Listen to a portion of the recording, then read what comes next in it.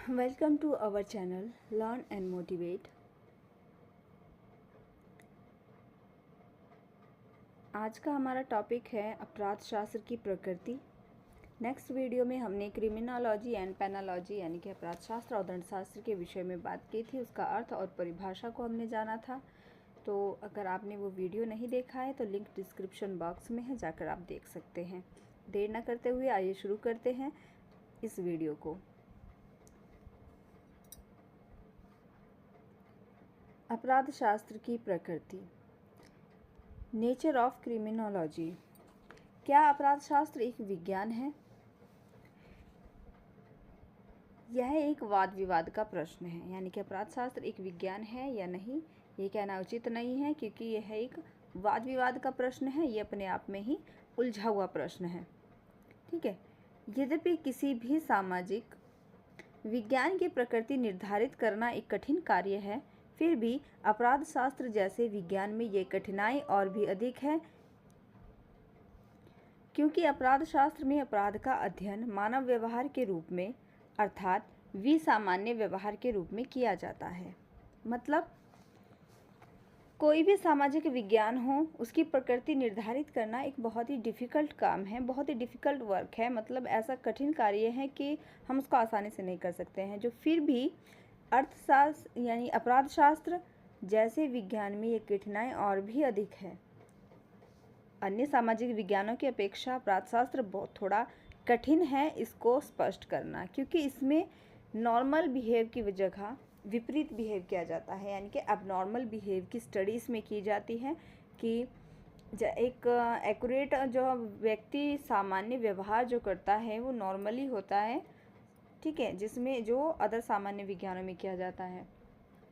और जो ये हैं अपराध शास्त्र, इसके अंतर्गत किया जाता है जैसे किसी ने उलट कार्य किया हो, जो समाज द्वारा अमान्य हो या समाज में उसका निषेध हो। ठीक है, या उसके लिए कोई दंड निर्धारित किया गया हो, ऐसे व्यवहारों का अध्ययन अपराध शास्त्र के अंतर्गत किया जाता है। अब चूंकि मनुष्य का व्यवहार एक परिवर्तनशील होता है, जटिल होता है, इसलिए इसको समझना इतना आसान नहीं है। फिर भी यह कार्य कठिन होते हुए भी असंभव नहीं है।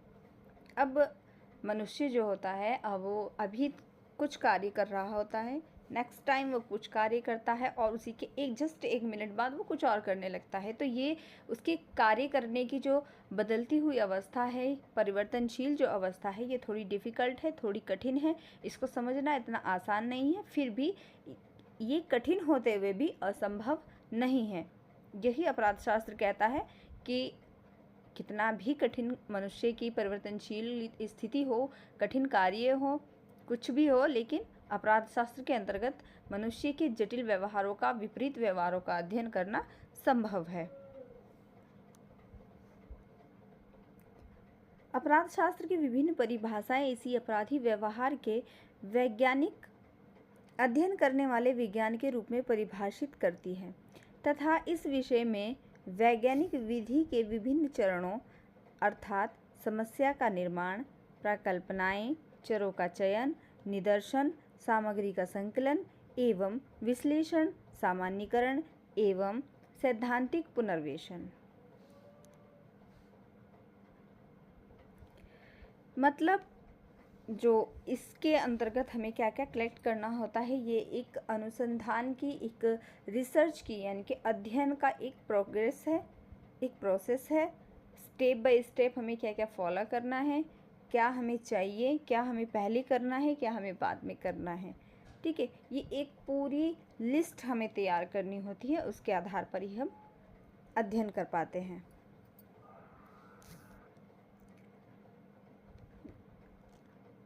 के द्वारा अनेक अध्ययन किए गए हैं, मतलब इन सारे चरणों के द्वारा बहुत सारे अध्ययन किए गए हैं। ये स्टेप दिए गए हैं जिनके द्वारा हम कोई भी रिसर्च कर सकते हैं। अतः आज अपराध शास्त्र को हम एक विज्ञान मान सकते हैं। आज के टाइम में हम इसको एक विज्ञान मान सकते हैं, क्योंकि इसकी जो प्रकृति है उसके बारे में हम कुछ महत्वपूर्ण बातें जान लेते हैं, क्यों इसको हम विज्ञान कह सकते हैं। नंबर 1, अपराध शास्त्र एक सामाजिक विज्ञान है, क्योंकि ये सामाजिक विज्ञान है क्योंकि इसमें अपराध का अध्ययन एक सामाजिक तथ्य के रूप में किया जाता है। मान लिया जाए हमें किसी का अध्ययन करना है, किसी व्यक्ति के व्यवहार का अध्ययन करना है, तो व्यक्ति का व्यवहार क्या होगा, उसने जाहिर सी बात है इसमें ये अपराध शास्त्र है तो इसमें विचलित व्यवहार का हम अध्ययन करेंगे, सामान्य व्यवहार का अध्ययन हम नहीं करेंगे, क्योंकि अब वो जो विचलित व्यवहार होगा वो हमारे लिए एक तथ्य है। ठीक है, तो ये एक सामाजिक तथ्य के रूप में किया जाता है। वह एक प्राकृतिक विज्ञान यथा भौतिक विज्ञान, रसायन शास्त्र आदि नहीं है। ठीक है, ये एक सामाजिक विज्ञान है, कोई प्राकृतिक विज्ञान नहीं है। प्राकृतिक विज्ञान के अंतर्गत क्या आते हैं, रसायन और भौतिक। नंबर 2 पर है अपराध शास्त्र एक निरपेक्ष विज्ञान है, यानी कि वो किसी का पक्ष नहीं लेता है, वो निष्पक्ष रिजल्ट देता है। ठीक है, निरपेक्ष है, निरपेक्ष विज्ञान है क्योंकि इसमें वास्तविक अध्ययन किए जाते हैं। अन्य शब्दों में यह आदर्शात्मक विज्ञान नहीं है क्योंकि इसमें क्या होना चाहिए के स्थान पर क्या है का अध्ययन किया जाता है, यानी कि क्या हुआ है, क्या होने वाला है, क्या नहीं हुआ है, इन सब के बारे में वो अध्ययन नहीं करता है। एक्चुअल में क्या है ये उसका अध्ययन करता है। ठीक है, नंबर 3 पर बात आती है यहाँ पर अपराध शास्त्र एक विशुद्ध एवं व्यावहारिक, एकदम शुद्ध, प्योर एंड अप्लाइड, जिसको हम अप्लाई कर सकते हैं, जिसको हम जान सकते हैं, समझ सकते हैं। तो विशुद्ध एवं व्यवहारिक विज्ञान है जो हम अपने व्यवहार में ला सकते हैं। ठीक है, क्योंकि इसमें अपराध एक दंड एवं उपचार दोनों पहलुओं सैद्धांतिक एवं व्यवहारिक का अध्ययन किया जाता है। हम सिद्धांतों पर भी जोर देते हैं और व्यवहारों पर भी जोर देते हैं इसमें। ठीक है, तो अपराध शास्त्र एक विशुद्ध एवं व्यावहारिक विज्ञान है क्योंकि इसमें अपराध दंड एवं उपचार के दोनों पहलुओं सैद्धांतिक एवं व्यवहारिक का अध्ययन किया जाता है। नंबर 4 पर बात आती है प्रकृति जो इसकी है, अपराध शास्त्र सामान्यीकरण यानी जनरलाइजिंग करने वाला विज्ञान है। ठीक है, क्योंकि इसमें सिद्धांतों का निर्माण करने एवं सामान्य नियमों की खोज करने का प्रयास किया जाता है। अन्य शब्दों में यह विशिष्टवादी और व्यक्तिवादी विज्ञान नहीं है, ना तो कोई स्पेशल विज्ञान है। ठीक है, ना तो इसमें कोई स्पेशलिटी है और ना ही ये व्यक्तिवादी है, ये एक सामान्य है। ठीक है, नॉर्मल विज्ञान है। आई होप आपको इतना समझ में आया होगा। हम दोबारा से रिपीट कर लेते हैं। ठीक है, कि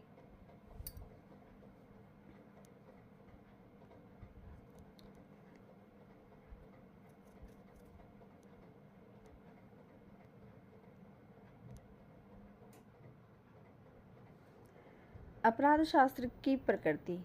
अपराध शास्त्र एक विज्ञान है, यह एक वाद विवाद का प्रश्न है। यद्यपि किसी भी सामाजिक विज्ञान की प्रकृति निर्धारित करना एक कठिन कार्य है, फिर भी अपराध शास्त्र जैसे विज्ञान में यह कठिनाई और भी अधिक है।